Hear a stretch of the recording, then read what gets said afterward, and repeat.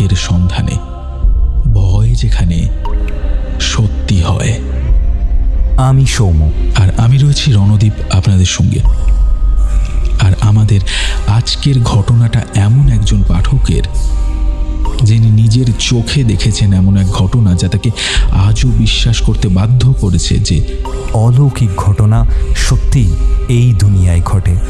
আসুন শুরু করি আজকের কাহিনী এবং জানি সত্যি কি কিছু অলৌকিক আছে তার সেই অভিজ্ঞতায়।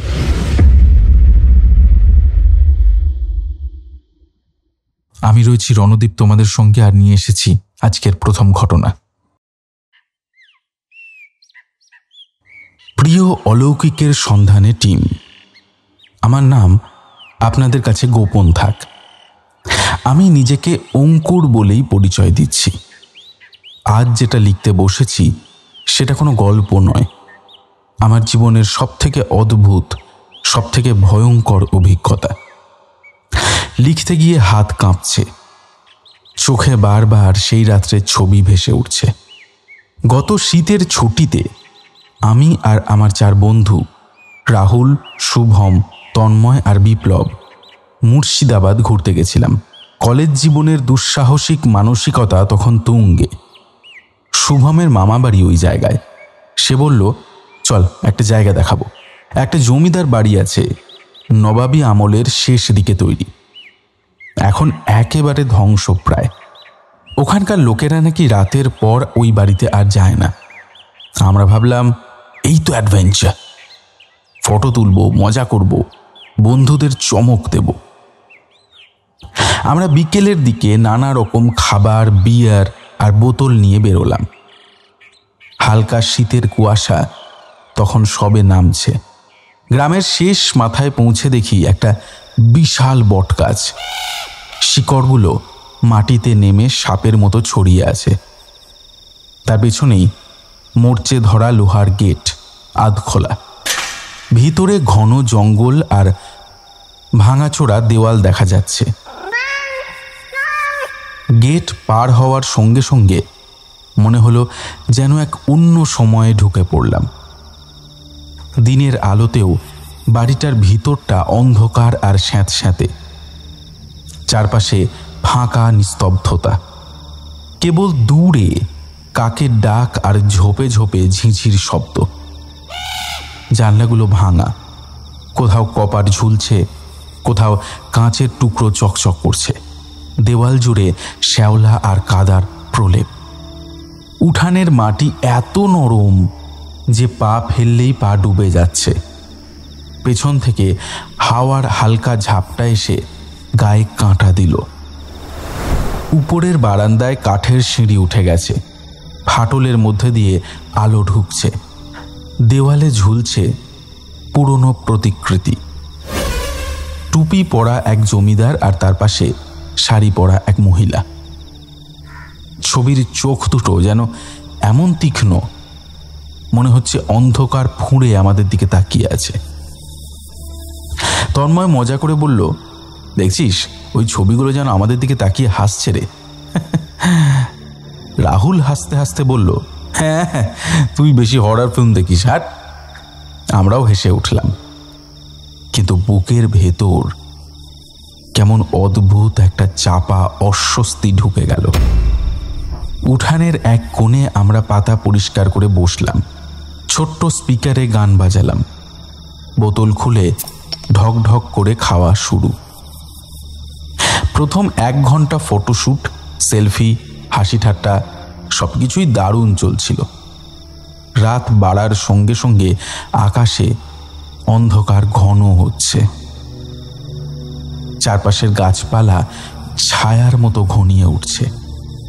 হঠাৎ দেখি আমার নেটওয়ার্ক কেটে গেছে, মোবাইলে সিগন্যাল নেই।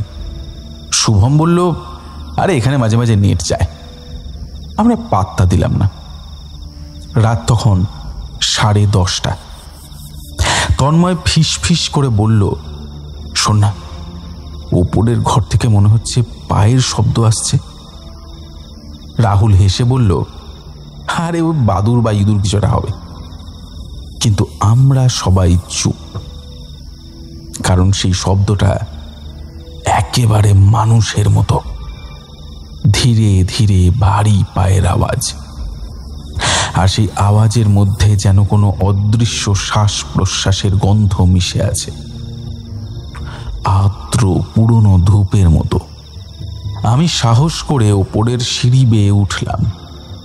কাঠের ধাপে পা রাখতেই জানলার খড়খড়ির শব্দ আর ঠান্ডা হাওয়া। উপরের ঘরটা ফাঁকা, কিন্তু দেওয়ালের কোণে ধূপের মতো একটা অদ্ভুত গন্ধ।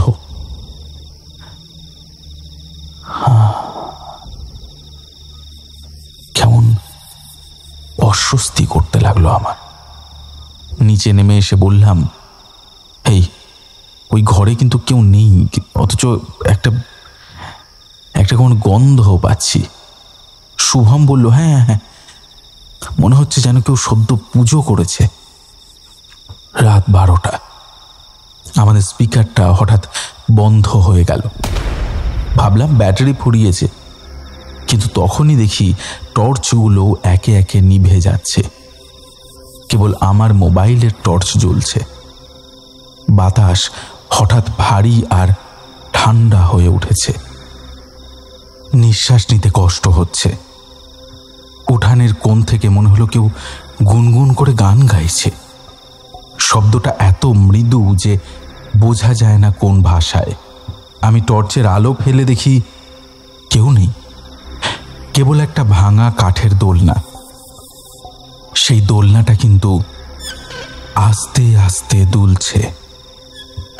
তন্ময় কাঁপা গলায় বলল, ভাই ভাই চ এখান থেকে বেরোই। রাহুল বলল, আরে দাঁড়া দাঁড়া দাঁড়া, দুটো ছবি তুলে রাখি, এগুলোই তো ভাইরাল হবে। ঠিক তখনই উপরের বারান্দা থেকে একটা শূন্য কলসি নিচে পড়ে গেল। মাটির কলসি। নিচে পড়েই সেটা টুকরো টুকরো করে ভেঙে ছিটকে গেল চারিদিকে। আমরা একসঙ্গে লাফিয়ে উঠলাম। মনে হলো ছায়ার ভিতর দিয়ে কেউ হাঁটছে, কিন্তু চোখে পড়ছে না। চারপাশে অদ্ভুত ঠান্ডা, হিম শীতল, আর একটা স্যাঁতস্যাঁতে গন্ধ। ঘড়িতে তখন রাত 1টা। শুভম হঠাৎ বাথরুমের দিকে গেল। অনেকক্ষণ হয়ে গেল, ফিরছে না। আমরা ডাকতে যেতে দেখি সে দরজার সামনে দাঁড়িয়ে, পাথরের মূর্তির মতো। চোখগুলো বড় বড়, ঠোঁট শুকনো। আমি তার কাঁধে হাত দিতেই সে কেঁপে উঠল। ফিস ফিস করে বলল, ওই ঘরের মধ্যে একজন দাঁড়িয়ে আছে, মাথায় টুপি, আমার দিকে তাকিয়ে আছে। আমরা ছুটে ভেতরে ঢুকলাম। ঘরটা ফাঁকা, দেওয়াল ফাটা, ছাদে বাদুড়, কিন্তু মেঝেতে যেন কালি দিয়ে কেউ কিছু একটা লিখেছে, অস্পষ্ট অক্ষর। সেই অক্ষরের ওপর ফোঁটা ফোঁটা লালচে দাগ। কি লেখা আছে সেটা আমরা কিছুতেই বুঝতে পারলাম না। তারপরেই আমরা সবাই শুনলাম কেউ যেন খুব আস্তে আস্তে হাসছে। সেই হাসির শব্দ সারা বাড়ির প্রতিটি কোণ থেকে উঠছে একসঙ্গে। হাসির মাঝে মাঝে যেন ফিস ফিস করে কেউ আমাদের নাম ধরে ডাকছে। আমাদের শরীর তখন অবশ। বিপ্লব কাঁপতে কাঁপতে বলল, চ ভাই, চল এখান থেকে। আমরা কিচ্ছু গুছিয়ে নিতে পারলাম না। ব্যাগ বোতল সব ফেলে আমরা গেটের দিকে দৌড়ালাম। গেটের কাছে গিয়ে দেখি যে গেটটা বিকেলে আধ খোলা ছিল সেটা এখন বন্ধ। মরচে ধরা লোহার তালা ঝুলছে সেখানে। আমরা টানাটানি করছি, কিন্তু সেটা খুলছে না। লোহার গন্ধ আর মরচের লাল ধুলো হাতে ভরে যাচ্ছে। ঠিক তখনই পেছন থেকে পেলাম একটা মৃদু পদশব্দ। কারা যেন ধীরে সুস্থে আমাদের দিকে হেঁটে আসছে। টর্চের আলো ফেলতেই কেবল খালি উঠোন আর কয়েকটা ছায়া, কিন্তু ছায়াগুলো মানুষের মতো নড়ছে, যেন এগিয়ে আসছে। আমাদের গলা শুকিয়ে গেছে। শুভম হঠাৎ পকেট থেকে একটা কবচ বের করে ফিস ফিস করে মন্ত্র জপতে শুরু করলো। পরে জেনেছিলাম সেই কবচটা ওকে ও ঠাকুমা দিয়েছিল। আর অবিশ্বাস্যভাবে গেটটাও তখন সশব্দে খুলে গেল। আমরা দৌড়ে বাইরে বেরিয়ে এলাম। গ্রামের রাস্তার আলো অবধি না পৌঁছানো পর্যন্ত আমরা পিছনে ফিরে তাকাইনি। তখনও মনে হচ্ছিল কেউ যেন পায়ের শব্দ করে আমাদের পিছু নিচ্ছে। হাওয়ার মধ্যে সেই ধূপের গন্ধ, কানে সেই হাসির প্রতিধ্বনি। ভোরে হোটেলে ফিরলাম, সবাই চুপচাপ।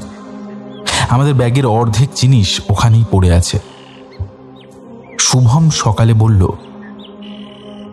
জানিস, বাড়িটার ইতিহাস জানলাম। ওটা নাকি একসময় নবাবের দেওয়ানের বাড়ি ছিল। সেখানে নাকি এক রাত্রে গণহত্যা হয়েছিল প্রজাদের বিদ্রোহের সময়। কেউ কেউ নাকি বলে সেদিন যারা মারা গিয়েছিল তারা এখনো শান্তি পায়নি। আমরা আর কোনো কথা বলিনি। কলকাতায় ফিরে আসার পরেও আমি প্রায়ই দুঃস্বপ্ন দেখি। টুপি পরা একজন লোক, ভাঙা দোলনা আর সেই হাসির শব্দ। মাঝরাত্রে ঘুম ভেঙে যায় বারবার। মনে হয় কেউ ঘরের কোণে দাঁড়িয়ে আছে। আপনাদের চ্যানেলে এরকম অভিজ্ঞতা আগেও শুনেছি বলেই সাহস করে লিখলাম। আমি জানি এসব কথা অনেকেই বিশ্বাস করেন না, কিন্তু যেদিন নিজের চোখে দেখবেন সেদিন বুঝবেন এই দুনিয়ায় এমন কিছু আছে যা বিজ্ঞান দিয়ে ব্যাখ্যা করা যায় না। আশা করি আমার এই কাহিনী অন্যদের জন্য সাবধান বাণী হবে। অচেনা জায়গায় এইরকম অ্যাডভেঞ্চার করে রাত কাটানোর আগে দুবার ভাববেন। শুভেচ্ছা নিন, অঙ্কুর।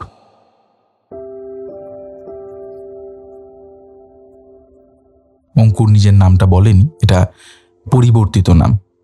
থ্যাংক ইউ অঙ্কুর এরকম একটা অসাধারণ চিঠির জন্য। আজকে আমাদের দ্বিতীয় যে ঘটনা আছে সেটাতে আমরা চলে যাব। তার আগে বলে দিই যে আমাদের চ্যানেলটাকে অবশ্যই সাবস্ক্রাইব করে দিও আর বেল আইকন টিপে আমাদের সঙ্গে থেকো। আর এই ঘটনাগুলো ভালো লাগলে প্লিজ শেয়ার করো, কারণ এই মুহূর্তে আমাদের চ্যানেল নতুন। আমাদের শেয়ার ভীষণ ভীষণ ইম্পর্ট্যান্ট একটা ব্যাপার আমাদের ক্ষেত্রে। তো প্লিজ শেয়ার করো, লাইক করো আর কমেন্টে জানাও কেমন লাগছে। চলে যাচ্ছি আজকের দ্বিতীয় ঘটনায়। দ্বিতীয় ঘটনা আমাদের পাঠিয়েছে সুমনা নাগ, সিদ্ধা টাউন, নারায়ণপুর থেকে। সুমনা, তোমার ঘটনা আমরা পড়ছি। সালটা 2010। তখন আমি সদ্য কলকাতার একটা বড় কল সেন্টার জয়েন করেছি। রাতের শিফটে পুরো দস্তুর ট্রেনিং চলছে। অফিসে নতুন চাকরি, নতুন মানুষ, নতুন পরিবেশ, সবকিছুই তখন আমার কাছে রোমাঞ্চকর আর চ্যালেঞ্জিং। কাজের ফাঁকে ফাঁকে গল্প গুজবেরও শেষ নেই। ওই কল সেন্টারে যোগ দেবার পর থেকেই নানা রকম ভূতের গল্প কানে আসছিল। কেউ বলে রাতের শিফটে ফ্লোরের শেষে ফাঁকা কেবিনে মাঝে মাঝে অদ্ভুত ছায়া দেখা যায়। পুরনো বিল্ডিংয়ের লিফট রাতে নাকি নিজে নিজেই ওঠানামা করে। এমন গল্প শুনে আমরা সবাই হাসতাম বটে, কিন্তু অজান্তেই মনের মধ্যে একটা ভয় তৈরি হতো। তখনও জানতাম না যে একদিন আমি নিজেও এমন কিছু অনুভব করব যা আজ এত বছর পর মনে করলেও শিরদাঁড়া দিয়ে ঠান্ডা স্রোত নেমে যাবে।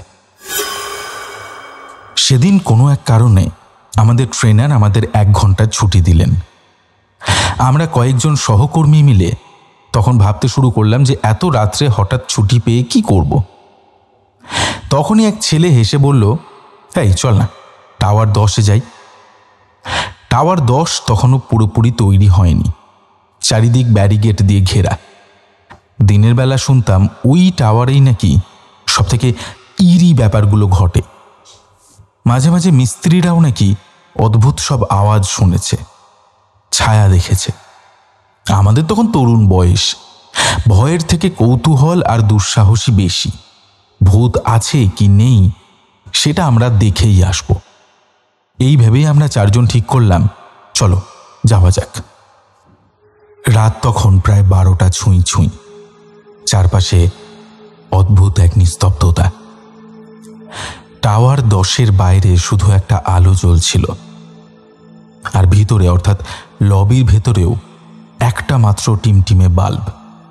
সেই অদ্ভুত আলো ছায়ার খেলায় আমাদের গাটা শিরশির করে উঠল। আমরা ভগবানের নাম নিয়ে ভেতরে পা রাখলাম। চারিদিকে অন্ধকার। তখনকার মোবাইলে টর্চের অপশনও ছিল না। ছোট্ট স্ক্রিনের হালকা আলোয় পথ চিনে আমরা এগোচ্ছিলাম। লবির ভেতরে ঢুকতেই খেয়াল করলাম লিফট নাকি চালু। আমরা শুনেছিলাম এই টপ ফ্লোরেই নাকি সব অদ্ভুত কাণ্ড ঘটে। তাই উৎসাহে বুক ফুলিয়ে আমরা লিফটে চড়ে বসলাম। টপ ফ্লোরে নামতেই ঘুটঘুটে অন্ধকার। হাত বাড়ালে নিজের হাতও দেখা যায় না। হাতড়ে হাতড়ে সুইচ বোর্ড খুঁজে বের করলাম। অনেক কষ্টে একটা টিমটিমে আলো জ্বলে উঠল। বোঝা যাচ্ছে এখনো এখানে ইলেকট্রিকের কাজ শেষ হয়নি।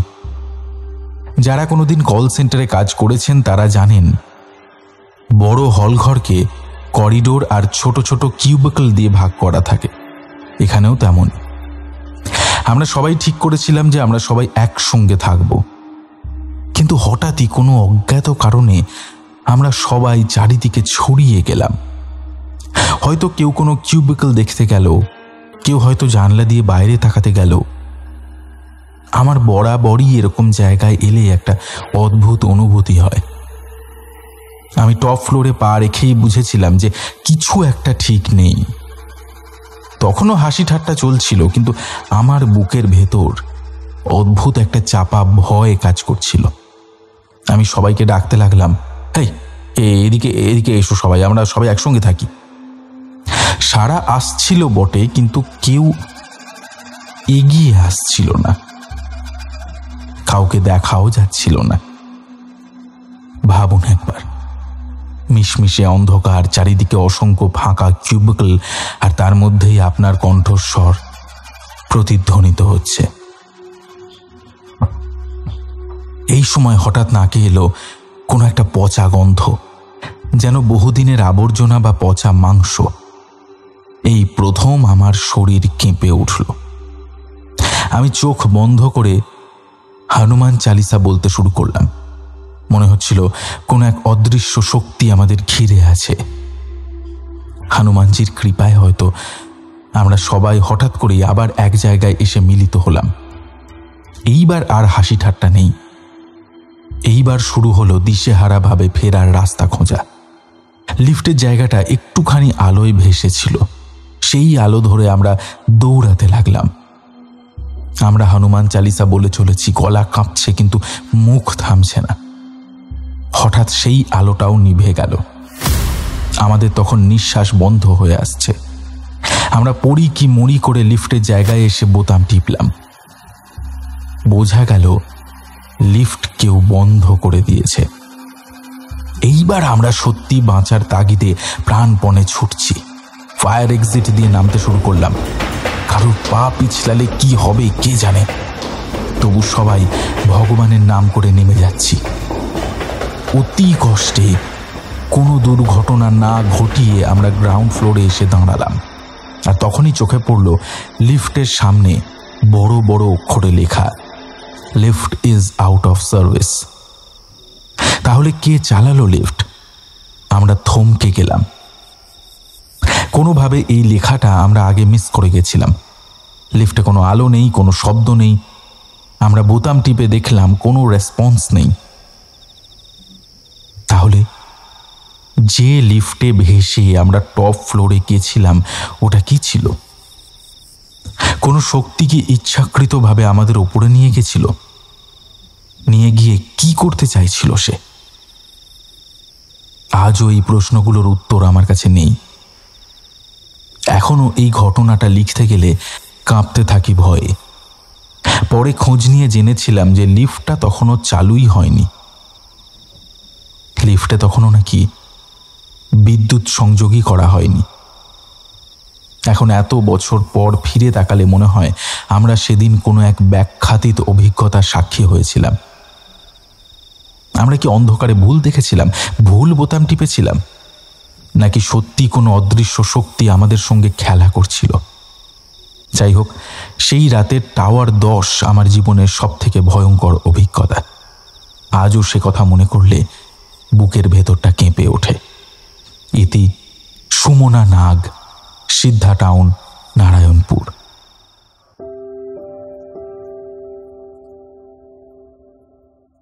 Thank you Sumana.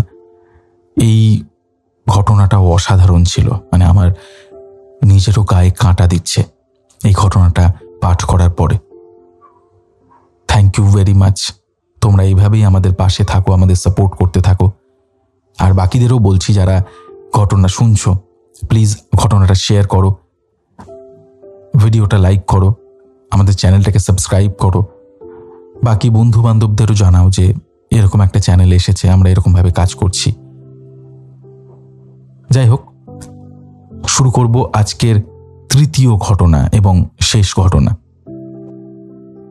এটা একটা হস্টেলের ঘটনা। হস্টেলে অনেক ভৌতিক অভিজ্ঞতার কথা আমরা শুনি, জানি না কেন আমার বেশিরভাগ সত্যি ভৌতিক অভিজ্ঞতা আমি যা যা শুনেছি বেশিরভাগই হয়তো এই হস্টেলেই হয়েছে। এনিওয়ে, শুরু করছি আজকের তৃতীয় তথা অন্তিম ঘটনা। কেমন আছো রণদীপদা? আশা করি ভালোই আছো। Thank you very much. হ্যাঁ, ভালোই আছি। এটা আমার জীবনে দেখা দ্বিতীয় একটা অলৌকিক ঘটনা। প্রথম ঘটনাটা এক জায়গায় বলেছি, তাই সেটা আর এখানে দিলাম না। আজ যে ঘটনাটা বলবো সেটা আমাদের 3rd ইয়ার হস্টেল জীবনের একটা রোমহর্ষক অভিজ্ঞতা। ভুবনেশ্বরের VSS নগরের কাছে আমাদের হোটেল ম্যানেজমেন্ট কলেজ অবস্থিত। সেই কলেজের হস্টেলেই আমরা 3 জন ঘনিষ্ঠ বন্ধু একসঙ্গে থাকতাম, পারিজাত, সূর্য আর আমি দেবজিৎ। হস্টেলের নাম ছিল খুবই সাধারণ, অথচ পরবর্তীতে সেটাই আমাদের কাছে একটা ভয়ঙ্কর বিভীষিকা হয়ে উঠেছিল। হস্টেলের নাম ছিল বাল্মীকি হস্টেল। আমরা 3 জন একই রুমে থাকতাম। রুমটা বেশ বড় ছিল, 3টে আলাদা বিছানা, একটা পড়ার টেবিল আর একটা বড় জানালা, যেটা দিয়ে হস্টেলের উঠান পরিষ্কার দেখা যেত। সেই জানলাই পরবর্তীতে আমাদের জীবনের সবথেকে ভয়ঙ্কর দৃশ্যের সাক্ষী হয়েছিল। আমরা 3 জনেই ছিলাম বেশ যুক্তিবাদী। ভূত, প্রেত, অলৌকিক ঘটনা এইসব নিয়ে আমরা প্রায়ই হাসাহাসি করতাম। আমাদের মতে ওগুলো ছিল শুধুই কুসংস্কার, ভয়ের ওপর ভিত্তি করে গড়ে তোলা গল্প। কিন্তু সেই রাতের পর আমাদের সমস্ত বিশ্বাস ভেঙে চুরমার হয়ে গেছিল। ঘটনাটা ঘটেছিল শীতের একটা রাতে। তখন ডিসেম্বর মাস চলছে, রাত প্রায় 2টো কি 2:30 হবে। আমি তখন গভীর ঘুমে ঘুমিয়েছিলাম। দিনভর ক্লাস আর প্র্যাকটিক্যালের পর ক্লান্ত শরীরে আমার একটু এনার্জি বাকি ছিল না। হঠাৎ অনুভব করলাম কেউ আমাকে জোরে জোরে ঝাঁকাচ্ছে। প্রথমে মনে হলো স্বপ্ন দেখছি, কিন্তু ঝাঁকুনি আরও জোরদার হলো। তখন আমি চোখ মেলে দেখলাম পারিজাত আমার বিছানার পাশে দাঁড়িয়ে আছে। তার চোখে মুখে একটা অদ্ভুত আতঙ্কের ছাপ। তার গলার স্বর কাঁপছিল। দেবু, দেবু, জলদি ওঠ, জলদি ওঠ ভাই, আমাকে বল, আমি স্বপ্ন দেখছি না তো? আমি ঘুম চোখে উঠে বসলাম। কি হচ্ছে রে? কটা বাজে? পারিজাত আমার হাত ধরে টেনে তুলল। এই তুই ওঠ আগে, জানলার কাছে এসে দেখ। আমরা তো হস্টেলে কুকুর রাখি না, তাই না? তাহলে ওটা কি রে? তার গলার স্বরে যে ভয় ছিল সেটা আমাকেও সংক্রমিত করল। আমার ঘুম এক নিমেষে উড়ে গেল। আমি বিছানা ছেড়ে উঠে বসলাম। দেখলাম ততক্ষণে সূর্যও জেগে গেছে। সেও জানলার পাশে দাঁড়িয়ে বাইরে তাকিয়ে আছে। আমি দ্রুত বিছানা ছেড়ে জানলার কাছে গেলাম। জানলার ফাঁক দিয়ে বাইরে হস্টেলের উঠানের দিকে তাকালাম। যা দেখলাম তাতে আমার সারা শরীরের রক্ত জমে বরফ হয়ে গেল। গায়ের লোম খাড়া হয়ে গেল। চাঁদের আলোয় উঠানটা মোটামুটি স্পষ্টই দেখা যাচ্ছিল। সেই আলোতেই আমরা দেখলাম একটা কুকুর সদৃশ্য অবয়ব ধীরে ধীরে উঠানে হাঁটছে, কিন্তু তার চলাফেরা সেটা কোনো স্বাভাবিক কুকুরের মতো ছিল না। প্রাণীটা কখনো 4 পায়ে হাঁটছিল, আবার হঠাৎ করে 2 পায়ে দাঁড়িয়ে যাবার চেষ্টা করছিল। একদম মানুষের মতো সোজা হয়ে দাঁড়াবার চেষ্টা করছিল, কিন্তু পুরোপুরি পারছিল না। তারপর আবার 4 পায়ে নেমে কেমন যেন খুঁড়িয়ে খুঁড়িয়ে চলছিল। আর এই অস্বাভাবিক চলাফেরা দেখে আমাদের মাথার চুল খাড়া হয়ে গেল। কিন্তু সব থেকে ভয়ঙ্কর ছিল তার 2 চোখ। এত দূর থেকেও পরিষ্কার দেখা যাচ্ছিল তার চোখ 2 জল জল করছে, ঠিক যেন 2 জ্বলন্ত কয়লা। লাল কমলা রঙের একটা অদ্ভুত আভা বের হচ্ছিল সেই চোখ থেকে। আমরা 3 জন নিঃশব্দে জানলার কাছে এসে দাঁড়িয়ে রইলাম। কেউ কোনো কথা বলতে পারছিলাম না, শুধু দেখে যাচ্ছিলাম। নিজেদের চোখকেও আমরা বিশ্বাস করতে পারছিলাম না। পারিজাত অত্যন্ত ফিসফিস করে বলল, হে, এটা কুকুর না রে, ওই দেখ, ওই দেখো, চামড়াটা যেন খসে পড়ছে। আমি আরো মনোযোগ দিয়ে দেখলাম। সত্যি পারিজাত ঠিকই বলছে। চাঁদের আলোয় স্পষ্ট দেখা যাচ্ছে প্রাণীটার গায়ের অংশ বিশেষ যেন ছিঁড়ে ছিঁড়ে যাচ্ছে। চামড়ার নিচে যে আর একটা অবয়ব আছে সেটা বাইরে বেরিয়ে আসতে চাইছে। কখনো মনে হচ্ছিল যে একটা মানুষের মুখ বেরিয়ে আসছে সেখান থেকে, আবার পরক্ষণেই মনে হচ্ছে সেটা একটা জন্তুর রূপ নিচ্ছে। এই রূপান্তর দেখে আমাদের হাত পা ঠান্ডা হয়ে গেল। সূর্যের ঠোঁট কাঁপতে শুরু করলো। চামড়া চামড়া বদলাচ্ছে রে, ও চামড়া বদলাচ্ছে। তার কথা শুনে আমার মনে পড়ে গেল আমি কোথাও পড়েছিলাম এরকম কোনো প্রাণীর কথা, কিন্তু সেগুলো তখন আমার কাছে গল্পের মতোই মনে হয়েছিল। আমি বিশ্বাস করিনি সেগুলো। প্রাণীটা উঠান জুড়ে ঘুরে ঘুরে বেড়াচ্ছিল, কখনো দ্রুত কখনো ধীরে। তার নড়াচড়ায় এমন এক অস্বাভাবিকতা ছিল যা দেখে গা শিউরে উঠছিল। মনে হচ্ছিল সে যেন 2 প্রাণীর মাঝামাঝি, না পুরোপুরি জন্তু, না পুরোপুরি মানুষ।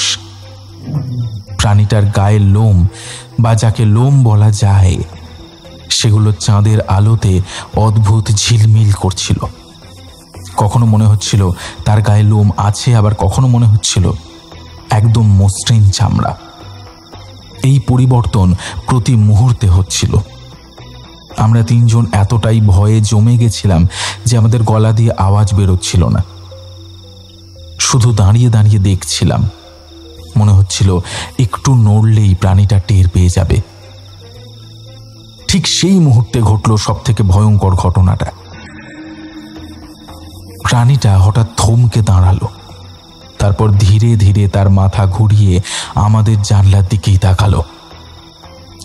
সেই দৃষ্টি, সেই জ্বলন্ত চোখ 2 সরাসরি আমাদের দিকে তাকালো। মনে হলো সে জানে যে আমরা তাকে দেখছি। মনে হলো সে আমাদের স্পষ্ট দেখতে পাচ্ছে। আমাদের বুকের ভেতরটা কেঁপে উঠল। পারিজাত আমার হাত শক্ত করে চেপে ধরল। সূর্যের মুখ রক্তশূন্য হয়ে গেল। প্রাণীটা কয়েক সেকেন্ড আমাদের দিকে তাকিয়ে রইল। সেই কয়েক সেকেন্ড আমাদের কাছে কয়েক ঘন্টার মতো মনে হচ্ছিল।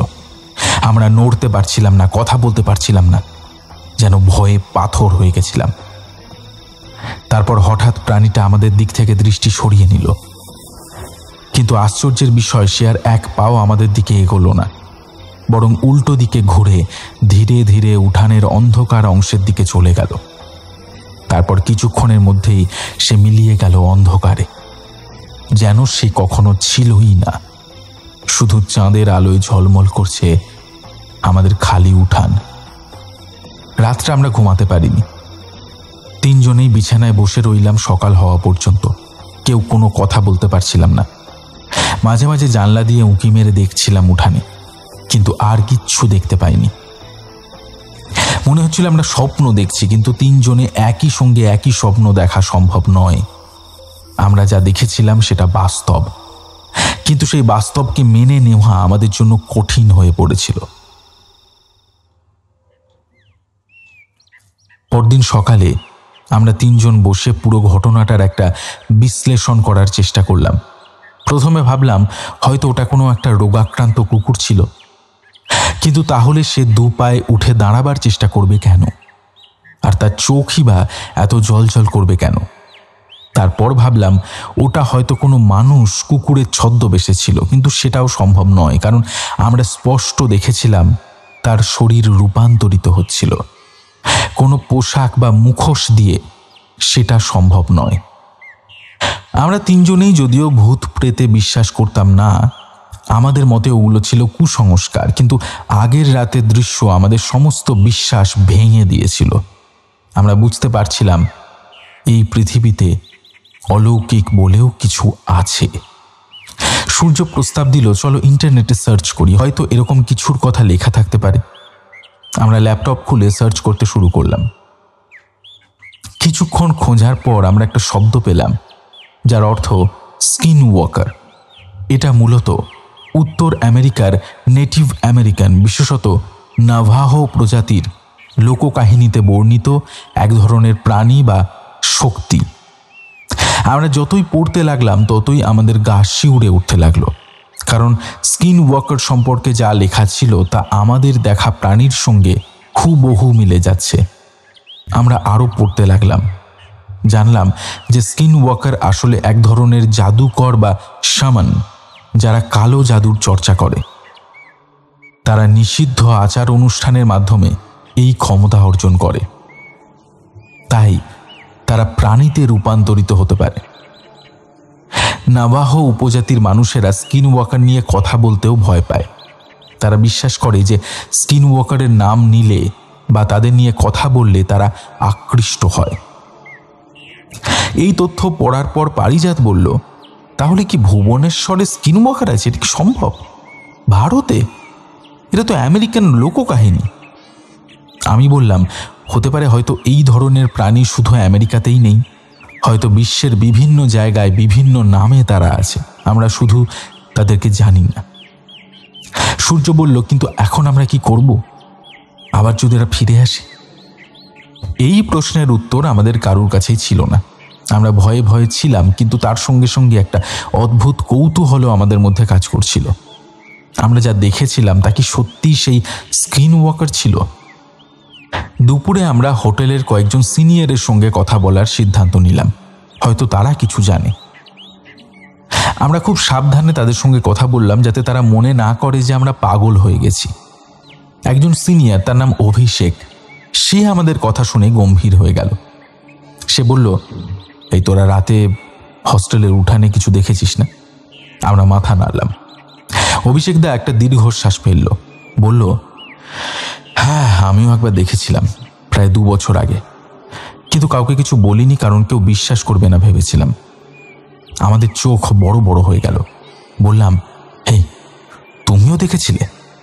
হ্যাঁ, ঠিক তোদের মতোই, একটা কুকুর, কিন্তু কুকুর নয়, কখনো 2 পায়ে দাঁড়াচ্ছে, কখনো 4 পায়ে। আর সেই চোখ, সেই জ্বলন্ত চোখ, আমি কখনো বলতে পারবো না। তারপর সূর্য জিজ্ঞেস করল, তারপর আমি হস্টেল চেঞ্জ করে নিয়েছিলাম, অভিষেক দা বলল, কিন্তু আমি তোদের বলছি যে ও যদি ফিরে আসে তাহলে খুব সাবধান, খুব সাবধান, কারণ ওদের দিকে তাকালে কিন্তু ওরা রেগে যেতে পারে। এই কথা শুনে আমাদের রক্ত ঠান্ডা হয়ে গেল। প্রাণীটা তো আমাদের দিকে তাকিয়েছিল, তার মানে কি সে আমাদের দেখেছে? তার মানে কি সে ফিরে আসবে? যাই হোক, অভিষেক দা আমাদের কিছু পরামর্শ দিল, যেমন জানলাটা যতটা সম্ভব বন্ধ রাখতে, বিশেষ করে রাত্রে কখনো একা বাইরে না যেতে, রুমে সারা রাত একটা ছোট লাইট চালিয়ে রাখতে, আর 3 জন যেন সবসময় যতটা সম্ভব একসঙ্গে থাকতে। আমরা এই পরামর্শগুলো মেনে নেবার সিদ্ধান্ত নিলাম, কিন্তু মনের মধ্যে একটা ভয় সব সময় কাজ করছিল। সেই রাতের পর থেকে আমরা খুব সাবধানে থাকতাম। রাতে জানলা শক্ত করে বন্ধ করে রাখতাম, একটা মোমবাতি বা ছোট লাইট সারা রাত জ্বালিয়ে রাখতাম, আর ঘুমানোর আগে 3 জনাই নিশ্চিত হতাম যে দরজা ভালোভাবে বন্ধ আছে। কয়েকদিন কেটে গেল, কিছুই ঘটল না। আমরা ভাবলাম হয়তো প্রাণীটা চলে গেছে, হয়তো সে আর ফিরে আসবে না। আমাদের মনে একটু একটু করে শান্তি ফিরে এলো। কিন্তু প্রায় 1 সপ্তাহ পর আবার সেই রাত এলো। সেদিন শুক্রবার ছিল। আমরা 3 জন রাতে দেরি করে পড়াশোনা করছিলাম। রাত প্রায় 1টার দিকে আমরা ঘুমাতে গেলাম। জানলার পাল্লাগুলো ভেজানো ছিল, কিন্তু ছিটকিনি দেওয়া ছিল না। রাত 2:30 নাগাদ আমার ঘুম ভেঙে গেল। কেন ভাঙলো জানি না। কোনো শব্দ হয়নি, কেউ ডাকেনি, শুধু একটা চাপা অস্বস্তি অনুভব করছিলাম। আমি চোখ খুলে তাকালাম। রুমে মোমবাতির আলোয় সবকিছু ঝাপসা দেখাচ্ছিল। পারিজাত আর সূর্য দুজনেই ঘুমাচ্ছিল। হঠাৎ আমার মনে হলো জানলার দিক থেকে একটা শব্দ এলো। আমি সেদিকে তাকালাম। পাল্লার ফাঁক দিয়ে বাইরে দেখার চেষ্টা করলাম। প্রথমে কিছু দেখতে পেলাম না। তারপর সেই চোখ দুটো। জানলার ঠিক বাইরে পর্দার ফাঁক দিয়ে দেখা যাচ্ছিল 2 জ্বলন্ত চোখ সরাসরি আমার দিকেই তাকিয়ে আছে। আমার হৃদস্পন্দন বন্ধ হয়ে যাওয়ার মতো অবস্থা। আমি নড়তে পারছিলাম না, শুধু তাকিয়েছিলাম সেই চোখের দিকে। কয়েক সেকেন্ড পর আমি ফিস ফিস করে ডাকলাম, এই পারিজাত, সূর্য ওঠ। পারিজাত প্রথমে সাড়া দিল, বলল, কি হয়েছে? ডাকছি কেন? জানলার দিকে দেখা। আমি ফিস ফিস করে বললাম, ও কিন্তু একদম কাছে চলে এসেছে। ও আবার এসেছে। পারিজাত আর সূর্য দুজনেই ধর্মর করে উঠে বসল। তারা জানলার দিকে তাকালো। সেই চোখ তখনও দেখা যাচ্ছিল। হঠাৎ একটা আঁচড়ানোর শব্দ হলো জানলায়। মনে হলো কেউ নখ দিয়ে জানলার কাঁচে আঁচড় কাটছে। সেই শব্দ শুনে আমাদের রক্ত জমে গেল। তারপর আরো ভয়ঙ্কর কিছু ঘটল। আমরা শুনতে পেলাম একটা গলার স্বর। ঠিক মানুষের গলার স্বর নয়, আবার পুরোপুরি প্রাণীরও নয়। দুটোর মাঝামাঝি একটা ভয়ঙ্কর স্বর। সেই স্বর বলছে, খোলো, দরজা খোলো, দরজাটা খোলো। আমরা 3 জন একে অপরের দিকে তাকালাম। কেউ কোনো কথা বলছিলাম না, শুধু ভয়ে কাঁপছিলাম। আবার সেই স্বর শোনা গেল, আমি জানি তোমরা জেগে আছো, দরজা খোলো। পারিজাত আমার কানের কাছে মুখ এনে ফিসফিস করে বলল, আমরা কি করবো এবার? আমি বললাম, কিচ্ছু না, চুপচাপ বসে থাক, দরজা খুলিস না কোনোভাবে। প্রায় 15-20 মিনিট ধরে সেই প্রাণীটা জানলার বাইরে ছিল। মাঝে মাঝে আঁচড়ানোর শব্দ করছিল, মাঝে মাঝে সেই ভয়ঙ্কর স্বরে কথা বলছিল। তারপর হঠাৎ সব বন্ধ হয়ে গেল। আমরা অপেক্ষা করলাম, জানলার দিকে তাকালাম, কিন্তু সেই চোখ আর দেখা যাচ্ছিল না। প্রাণীটা চলে গিয়েছিল। পরের দিন খুব সকালে আমরা জানলা খুলে বাইরে তাকালাম। জানলার কাঁচে স্পষ্ট দেখা যাচ্ছিল লম্বা লম্বা আঁচড়ের দাগ। কেউ যেন খুব ধারালো নখ দিয়ে কাঁচে আঁচড়েছে। আমরা নিচে উঠানে দেখলাম, মাটিতেও কিছু অদ্ভুত চিহ্ন। কখনো মনে হচ্ছিল কোনো মানুষের ছাপ, কখনো মনে হচ্ছিল কুকুরের পায়ের থাবা। আর কিছু জায়গায় এমন চিহ্ন ছিল যা কোনো পরিচিত প্রাণীর সঙ্গে মেলে না। আমরা সিদ্ধান্ত নিলাম এই হস্টেল আমাদের জন্য নিরাপদ নয়, আমাদের অন্য কোথাও চলে যেতে হবে। সেই সপ্তাহের মধ্যেই আমরা হস্টেল অ্যাডমিনিস্ট্রেশনের সঙ্গে কথা বলে অন্য একটা হস্টেলে স্থানান্তরিত হলাম। নতুন হস্টেলে যাওয়ার পর আর কোনো দিন সেই প্রাণীকে দেখিনি, কিন্তু সেই অভিজ্ঞতা আমাদের জীবন থেকে মুছে যায়নি। হস্টেল পরিবর্তনের পর আমরা আরও কিছু গবেষণা করেছিলাম। জানতে পেরেছিলাম এই ধরনের প্রাণীর ভারতে কোনো উল্লেখ আছে কিনা। আশ্চর্যজনকভাবে আমরা জানলাম যে ভারতীয় লোককাহিনীতেও এই ধরনের রূপান্তরকামী প্রাণীর উল্লেখ আছে, বিভিন্ন নামে বিভিন্ন রূপে, কিন্তু মূল ধারণাটা একই। এমন কিছু সত্তা আছে যা মানুষ এবং প্রাণীর মধ্যে রূপান্তরিত হতে পারে। কিছু রাজ্যে এদের নরবাঘ বা বাঘ মানুষ বলে। ওড়িশাতেও, যেখানে আমাদের কলেজ ছিল, সেখানেও এই ধরনের লোককাহিনী প্রচলিত আছে। হয়তো স্কিন ওয়াকার শুধু আমেরিকান নয়, হয়তো এই ধরনের সত্তা পৃথিবীর বিভিন্ন স্থানে বিভিন্ন নামে পরিচিত। আজও যখন পারিজাত, সূর্য আর আমি একসঙ্গে বসি, সে হস্টেল জীবনের গল্প করি, তখন মাঝে মাঝেই সেই রাতের কথা উঠে আসে। আমরা তিনজনেই শিউরে উঠি। সেই কুকুর মানুষটা, মানে যে না ছিল কুকুর না মানুষ, আজও আমাদের চোখের সামনে ভাসে। সেই জ্বলন্ত চোখ, সেই আঁচড়ানোর শব্দ, সেই ভয়ঙ্কর স্বর, কিছুই ভুলতে পারি না। আমরা জানি না সেই প্রাণী আসলে কি ছিল, স্কিন ওয়াকার, নরবাঘ, কোনো অজানা সত্তা। আমরা কখনোই নিশ্চিত হতে পারবো না। কিন্তু একটা জিনিস আমরা নিশ্চিতভাবে জানি, যে সেই রাত্রে আমরা যা দেখেছিলাম তা বাস্তব ছিল। সেটা কোনো স্বপ্ন ছিল না, কোনো কল্পনা ছিল না। তিনজন মানুষ একই সঙ্গে একই জিনিস দেখেছিলাম। সেই আঁচড়ের দাগ, পায়ের ছাপ, সবই ছিল বাস্তব। এই পৃথিবীতে এমন অনেক কিছু আছে যা আমরা বুঝি না, জানি না, কিন্তু তাই বলে সেগুলো যে নেই তা নয়। তারা আছে আমাদের দৃষ্টির আড়ালে, অন্ধকারে, অপেক্ষা করছে হয়তো আমাদেরই জন্য। তাই সাবধান থাকুন, নিরাপদ থাকুন। দেবজিৎ ভট্টাচার্য, ভুবনেশ্বর।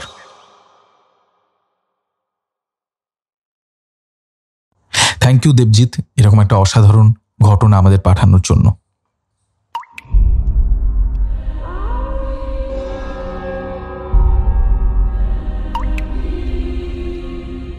এভাবেই শেষ হলো আজকের সত্যিকারের অলৌকিক অভিজ্ঞতা। আপনার জীবনেও যদি ঘটে থাকে এমন কোনো রহস্যময় ঘটনা, তাহলে এখনই লিখে পাঠান আমাদের হোয়াটসঅ্যাপ নাম্বারে। নাম্বারটা হলো 9474422000। আরেকবার বলে দিই, 9474422000। শুধুমাত্র বাংলা ফন্টে টাইপ করেই পাঠাবেন। আর সাবস্ক্রাইব করতে ভুলবেন না অলৌকিকের সন্ধানে, কারণ ভয় এখানে সত্যি হয়।